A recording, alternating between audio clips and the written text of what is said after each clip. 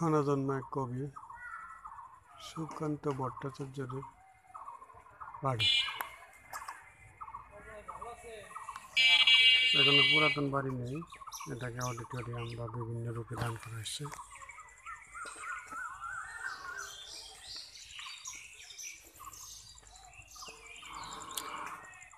পরিষ্কার পরিচ্ছন্ন পাকা করে তার স্মৃতিটা সংরক্ষণ করা হয়েছে। কবির জন্ম 15ই আগস্ট 1926 এবং মৃত্যু 1947 সালে, মাত্র 21 বছর বয়সে। তিনি কিন্তু বিখ্যাত হয়ে উঠছিলেন। তার বাড়ির আঙিনা,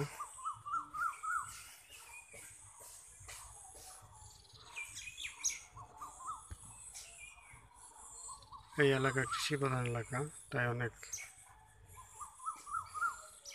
ফল ফ্রুট সবজি সহজেই হয়। তার নামে নির্মিত পাঠাগার, একাধিক কক্ষ।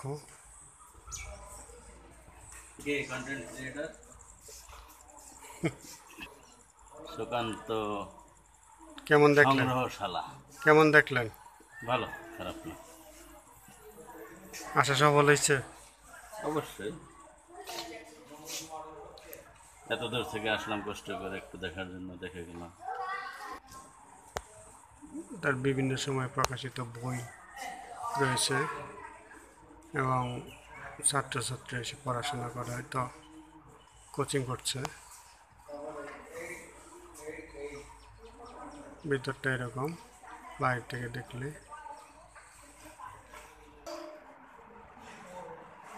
দর্শনার্থীর ফটো, কিছু ব্যবহৃত জিনিসপত্র আছে, সেটা অল্প পরিমাণ। পাশাপাশি বঙ্গবন্ধুর কণার বিভিন্ন বই। ভিতরটা এরকমই, এভাবে সংগ্রহ করে রাখা হয়েছে।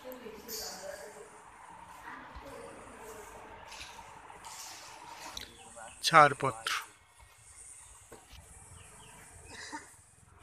যে শিশু ভূমিষ্ঠ হয় আজ রাত্রে, তার মুখে খবর পেল সে পেয়েছে ছাড়পত্র।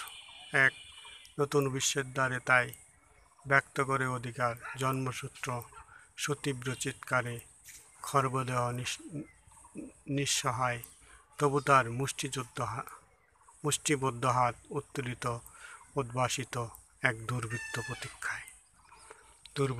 প্রতীক্ষায়। হে মহাজীবন,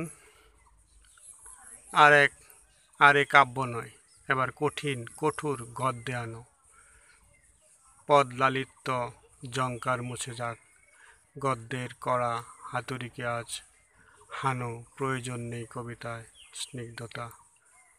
কবিতা তোমায় দিলাম আজকে ছুটি, ক্ষুধার রাজ্যে পৃথিবী গদ্যময়, পূর্ণিমা চাঁদ যেন ঝলসানো রুটি। কাপুরুষের মতো লক্ষ বছর বাঁচার চাইতে সিংহের মতো অল্প দণ্ড বেঁচে থাকাই শ্রেষ্ঠ। এটাই যেন ছিল তার জীবনের প্রতিচ্ছবি।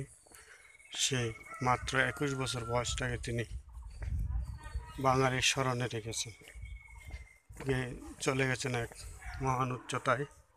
তারই বাড়ি এখন অনেকেরই দেখার বা দেখাশোনা বা পর্যবেক্ষণ করার মতো, যে এই মাটিতে তার জন্ম হয়েছিল, কি ছিল সেই মাটিতে, যে যার কারণে তিনি মহান হয়ে উঠেছিলেন। এটুকুই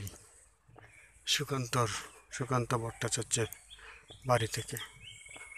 আল্লাহ হাফেজ।